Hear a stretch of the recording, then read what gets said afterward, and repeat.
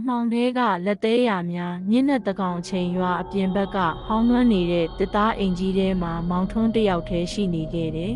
။အပြင်မှာတော့မိုးကတပွဲပွဲရွာနေပြီးလေပြင်းတွေကတစ်ပင်တွေကိုတိုးဝေးတိုက်ခတ်နေတာကြောင့်တစ်ကိုင်းတွေအိမ်ခေါင်မိုးပေါ်ရိုက်ခတ်တံတွေကဆူညံလို့နေတယ်။မောင်ထွန်းကအိယာထဲမှာလှဲနေရင်တစုံတစ်ခုကိုသတိထားမိလိုက်တယ်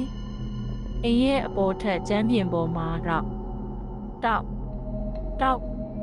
ဆိုတဲ့ခြေတံတစ်ခုကဖြည်းဖြည်းချင်းလျှောက်သွားနေတာပါအဲ့ဒီအိမ်ကလူမနေတာကြာပြီဖြစ်တဲ့အပြင်အပေါ်ထက်ကိုတက်တဲ့လေကားကလည်းလွန်ခဲ့တဲ့နှစ်ပေါင်းများစွာကတည်းကကျိုးပြက်နေခဲ့တာပါသူအသက်ကိုအောင့်ထားပြီးနားဆွနေမိတယ်ခြေတံကသူ့အိတ်ခမ်းတကားဝမှာရက်သွားတယ်ခဏအကြာမှာတော့တကားကိုတစုံတစ်ယောက်ကလက်သေးနဲ့ချစ်နေတန်းရှူဆိုပြီးကြောက်စရာကောင်းအောင်ထွက်ပေါ်လာပါတယ်။မောင်ထွန်းဟာကြောက်လန့်တကြားနဲ့ဆောင်းကိုခေါင်းမီးခြုံထားလိုက်ပေမဲ့အခန်းထဲမှာအေးစိမ့်တဲ့လေထုတစ်ခုကရုတ်တရက်လွှမ်းမိုးသွားတာကိုခံစားလိုက်ရတယ်။ဆောင်းအောက်ကနေချောင်းကြီးလိုက်တဲ့အခါတကားကြားကနေဖြူဘက်ဖြူရော်ဖြစ်နေတဲ့လက်ချောင်းရှည်ကြီးတွေဝင်လာတာကိုမြင်လိုက်ရတယ်။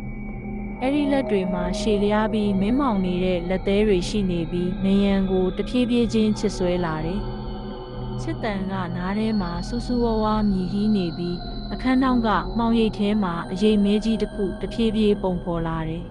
။အဲ့ဒီအရိပ်ကြီးမှာမျက်လုံးမရှိဘဲဟောက်ပတ်ဖြစ်နေတဲ့မျက်တွင်းကြီးနှစ်ခုသာရှိပြီးပါးစပ်ကတော့နရွက်အထိပြဲအာနေပါတယ်။ရင်းကမောင်ထွန်းရဲ့ကတင်နာကိုတရွတ်တိုက်လျှောက်လာတယ်။ငါလက်သေးတွေပြန်ပေးဆိုတဲ့အတန်အကြီးကလေထဲမှာပဲ့တင်ထပ်သွားတယ်။မောင်ထွန်းကြောက်လန့်တကြားအော်ဟစ်ဖို့စူးစမ်းပေမဲ့အတန်ကလေချောင်းထဲမှာတင်ပိတ်ဆို့နေခဲ့တယ်။အဲ့ဒီအရာကသူ့အပေါ်ကိုငုံကြည့်လိုက်တဲ့အချိန်မှာတော့သူ့ရဲ့အေးဆက်တဲ့လက်သေးတွေကမောင်ထွန်းရဲ့လေပင်နားကိုထိကပ်လာပါတော့တယ်။နောက်တနေ့မနက်မှာတော့ရွာသားတွေကအဲ့ဒီအိမ်ကြီးထဲမှာမောင်ထွန်းကိုသတိလစ်နေတာကိုတွေ့ခဲ့ရတယ်။သူ့ရဲ့လေပင်နဲ့ရင်ဘတ်ပေါ်မှာတော့ဘယ်တော့မှပျောက်ပြက်မသွားတော့မဲ့နှဆိုင်နဲ့လက်သေးရာကြီးတွေကထင်ကျန်ရစ်ခဲ့ပါတော့တယ်။အဲ့ဒီညကစပြီးအဲ့ဒီအိမ်သားကဖြတ်သွားသူတိုင်းဟာတကားချစ်တန်တွေကိုကြားနေရစေပဲလို့ပြောဆောင်မှတ်ပြုကြပါတယ်။အားလုံးကြည့်ရှုခန်းစားနာဆင်ပေးလို့အထူးကျေးဇူးတင်ပါတယ်။